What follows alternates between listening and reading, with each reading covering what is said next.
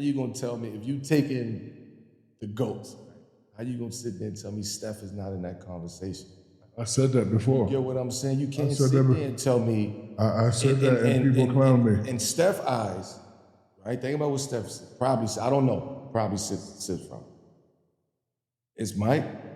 It's Cole, and then it's me. Welcome to the Third Down Conversation, your place for sports and entertainment. I am the Turnip Seed. Let's talk about it.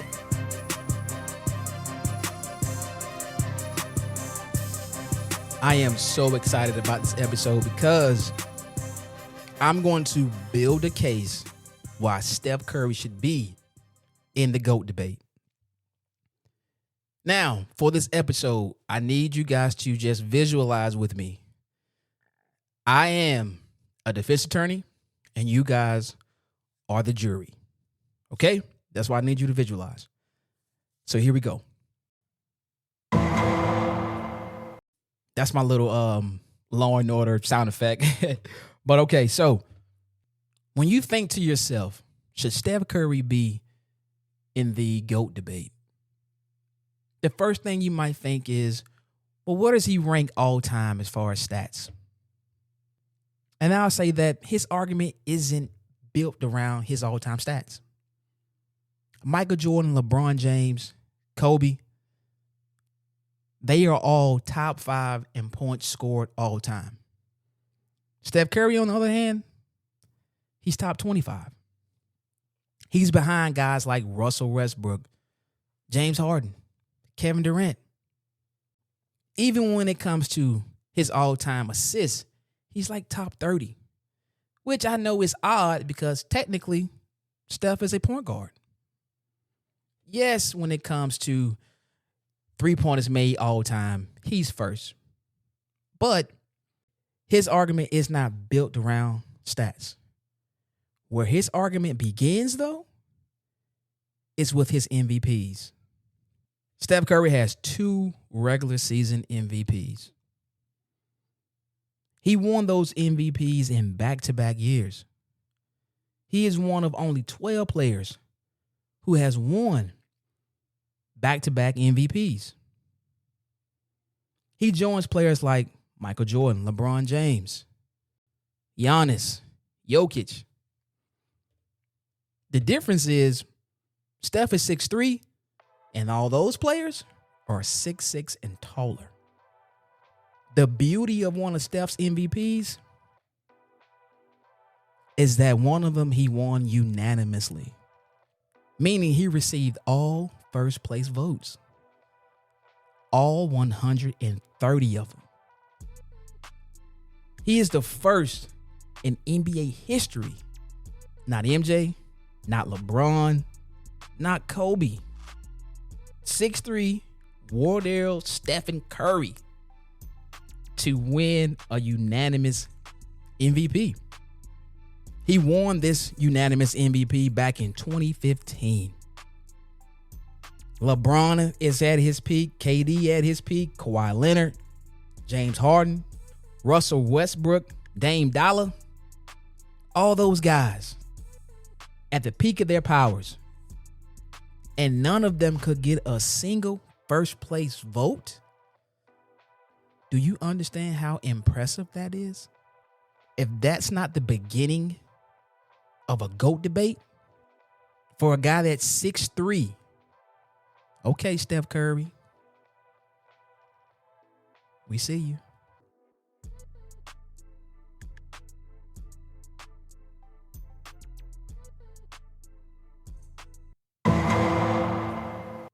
The next portion of Steph's GOAT case is his championships. Steph has 4 championships. These championships bolster his case because of who he beat to get 3 of those championships. King is defined as the male ruler, someone who holds supreme power, someone regarded as the best or most dominant in a field. Steph and LeBron met in the finals 4 times, with Steph winning 3 of the 4. I know what you're thinking. The first time they met, Kyrie and Kevin Love got hurt. My response: injuries are part of the game. The first time that Kobe played the Boston Celtics, Andrew Bynum got hurt. Andrew Bynum was the anchor of the Lakers defense. And Paul Gasol, he couldn't handle KG.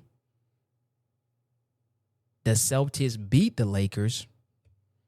And Kobe fans wanted to use the excuse about Andrew Bynum being hurt, but you guys weren't hearing that. Now you're probably saying, well, he had Kevin Durant. My response: why is Kevin Durant on the Warriors in the first place? LeBron started the player movement while in their prime by going to Miami. That became a trickle-down effect. And if you were okay with LeBron going to Miami and joining forces with Dwayne Wade and Chris Bosh, you have to be okay with Kevin Durant doing the same thing. Yes, I can admit Kevin Durant took it to a whole nother level, but you can't penalize Kevin Durant for doing what LeBron James did, which was put himself in a good position to win a championship. Now you're probably saying, well, he didn't win the finals MVP. My response: so I don't believe the media should have that kind of impact on a player's legacy.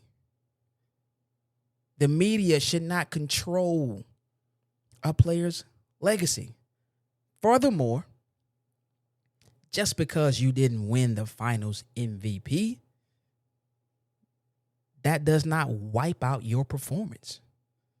And if you go and look at Steph's numbers in the finals where he beat LeBron James, he performed well. The first time they met in the finals, Steph averaged 26, 5, and 6. Yet the media voted for Iguodala to win the finals MVP because they said, well, he slowed LeBron James down. LeBron averaged 35, 13, and 8. Like, clearly Steph should have got that finals MVP. The next 2 times they met in the finals, 2017, Steph averages 26, 8, and 9. 2018, Steph averages 27, 6, and 6. Yes, the media voted for Kevin Durant to win those finals MVPs. But that doesn't erase Steph's performance. He was incredible in those finals. Incredible. And with his 4th championship, when the media said that he couldn't do it without KD, much like Kobe showing everyone that he can win without Shaq, Steph goes and wins without KD. And just a little cherry on top, he wins the finals MVP when he captured his 4th championship. So let me get this straight. Steph has the same number of championships as LeBron James. He has played LeBron in the finals 4 times and beat him 3 times in the era that many say is LeBron's. With all that information, it makes you wonder, whose era is it really?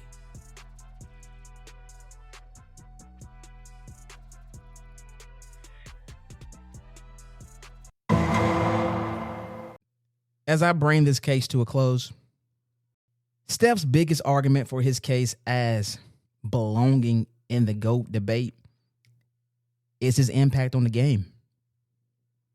Growing up as a kid, that used to be these commercials about MJ, and the slogan was, I want to be like Mike. I want to be like Mike. And MJ just gliding through the air. Amazing dunks. Just highlights. And we all thought, it must be the shoes. It must be the shoes. Spike Lee on the commercials and everything like that saying, it must be the shoes. And then Kobe comes along. Could fly like MJ. I mean, Kobe pretty much modeled his entire game after Mike. Kids idolize MJ. They idolize Kobe. LeBron comes along and he's a freak athlete. 6'8", smooth like Magic Johnson in the open court. And then you insert Steph Curry. Only 6'3". Not very big from a stature standpoint. And his game, it's a long range game. And as we all know, chicks dig the long ball. Kids see him. And for the first time ever, they truly believe they can be the next Steph Curry. The beauty of this, Steph has impacted the game for boys and girls. You don't believe me?